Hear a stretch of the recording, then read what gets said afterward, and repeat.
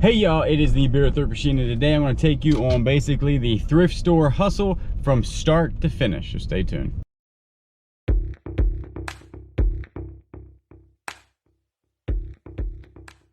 Hey y'all, it's Julian, also is the Beer Thrift Machine here on YouTube, and I buy stuff and flip it online and make YouTube videos about it. This channel is all about reselling. I sell on eBay, Mercari, and Poshmark. I do it for full-time income and living. This is all my sole means of income is flipping stuff online. So today I'm going to take you through a couple thrift stores. Then I'm going to take you through the process of going home, cleaning them, listing them, and then how much profit I made in one day. My thrift stores in the area have been very, very scarce, so I have my hopes are a little low.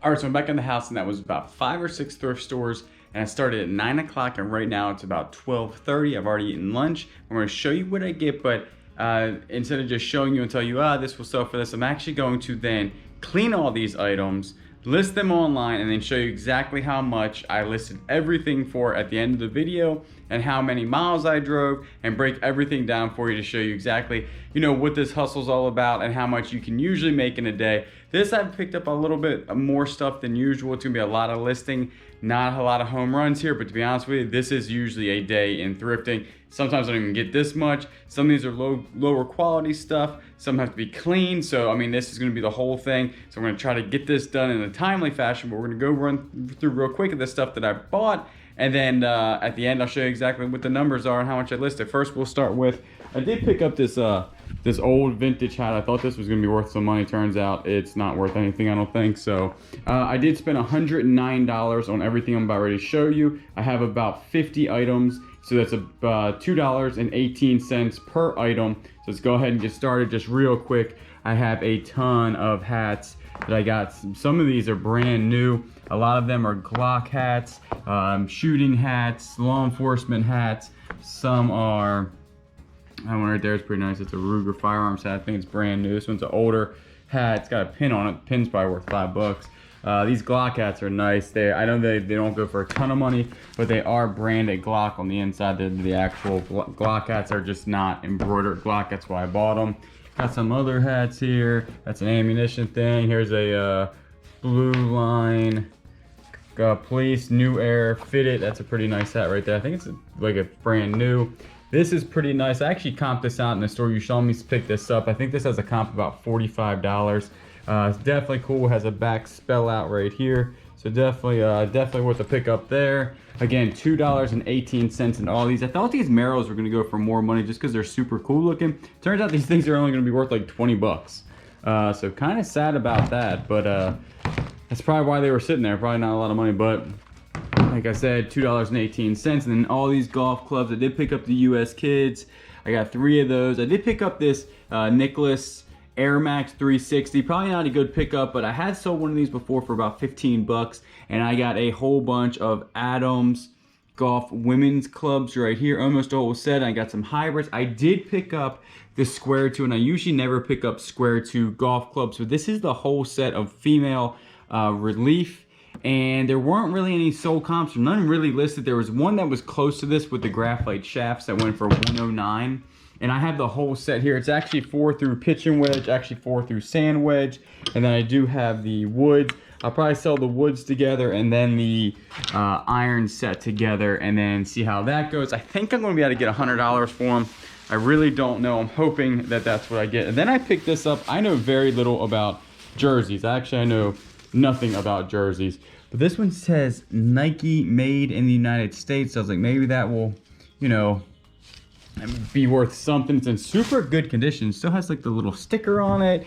And I was looking at the stitching on here. I have no idea if this thing's real, fake. I don't know any of the cost on this. So this is probably one of the things that I won't actually list today, just because I don't know what it is. So this one will probably be definitely researched more, and it might be worth 10 bucks, it might be worth 5 bucks, it might be worth $100. I have no idea, but I will definitely do some research on this. Again, $2.18 into this. So it is what it is. If it's not worth a ton of money, then it, you know, it's just one of those things. So got to get to work, because this is going to take a while to list. These hats always take a while. Luckily, most of them are new and they don't have to be washed or cleaned or dried or anything like that, because that would just add time. And then the golf clubs, a lot of them actually have to be cleaned too, which does take a while. So we're going to get to work and I'll show you exactly how much all this stuff lists for.